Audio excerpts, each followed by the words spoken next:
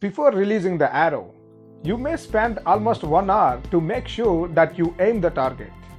I'm not sure about the probability that you can hit the target, but the other guy who attempts almost 50 times during this 1 hour will definitely hit the target.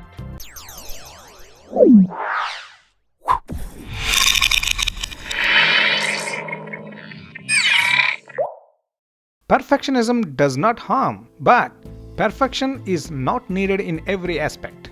At the same time, one need not worry about attaining perfection from the first attempt itself, because perfection is a gift of repeated attempts. Repetitive practice is the base of attaining perfection. This is true to an individual or to an organization. Perfection is limitless. In order to avoid unnecessary stress or to make progress at its maximum, one should know which level of perfection is sufficient at a particular aspect at a particular time. Otherwise, after a certain intensity of effort on perfection, the progress reaches its maximum and further effort does not lead to a stable progress but leads to deteriorated progress. So, one should be cautious. If you fully focus on perfection and put your major efforts into it, you may achieve perfection at a certain level but do not have chances to develop other skills. The reason is you do not have enough repetitions or practice to get perfection.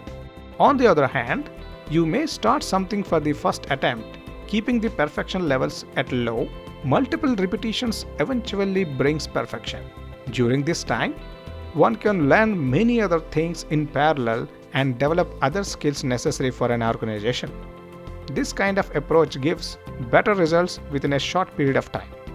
In a long period of time, a company may not do the same thing repeatedly, but if you observe carefully, there will be some patterns of repetitions. For example, every project or a deal you receive from a client may not be similar, but the patterns such as the way the selection process is done, the way employees are introduced to the new project, the way the project manager makes a plan, etc.